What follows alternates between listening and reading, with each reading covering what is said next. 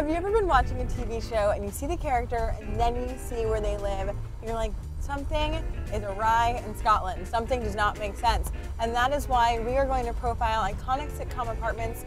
We are actually on our way right now to the real life Grace Adler's apartment to see how a real interior designer and Grace Adler wannabe would actually be living in this segment of Only in Real Life on INspaces.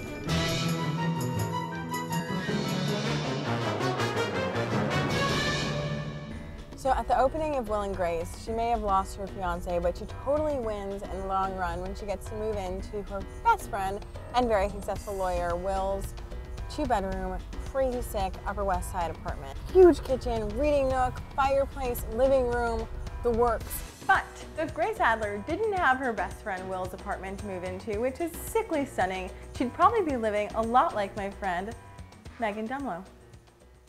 How are you? Good, I'm good. How are you? Thanks for coming out to Brooklyn. Well, it was a trek, I'm not gonna lie. So you are an interior designer. I am. And you also have red hair. I do, and it's natural. Really? Right now we're on par with Deborah Messing. Okay. Are you Jewish? I'm Catholic. Okay. Which is quite the opposite, but... So you're 50% Grace Adler. Yeah. So how did you find this space? Finding this space was one of the most stressful things I've done in the last few years.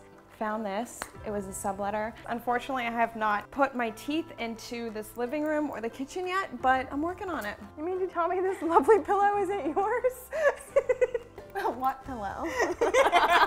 What personal touches have you been able to put on the apartment? Well, I have my cute itty bitty bar card over here with a punch of lime green, and my industry is a little stressful, so I have to have a cute place to go have my cocktail at the end of the day. Beginning of the day, middle of the day, end of the day, end of the day. Not me. And then I have my bedroom, which is my cozy little haven, which I can rest in and relax in. Okay, so let's go see your space. Fantastic. Come on. Welcome. Wow. What do people say when they go from your living room to your bedroom? Oh my God, usually. Okay, so tell me about this room. All of my inspiration stems from my favorite books.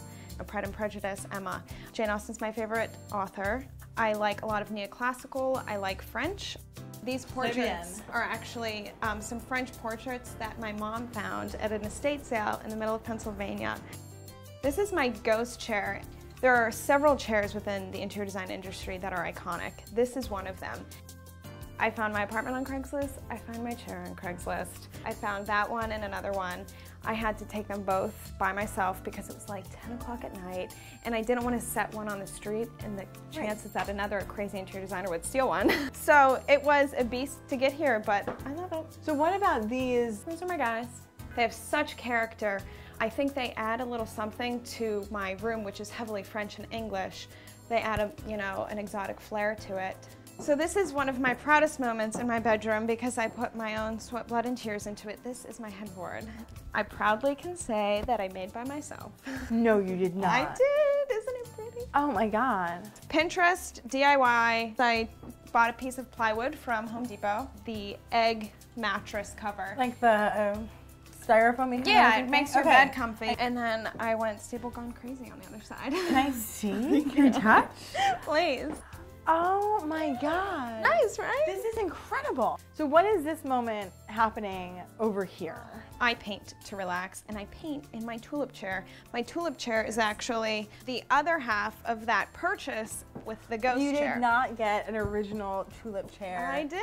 On Craigslist. So similarly to Grace, who sort of moved into this very masculine man's apartment, she didn't get to really inject any of her own style. It's frustrating when you don't get to make your own stamp on things because as a designer, you're always analyzing everything.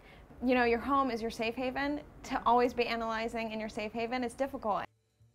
So if Grace Adler didn't have Will, she'd probably, if she was lucky, be living in an amazing spot, just like this one. But this is real life. See you guys.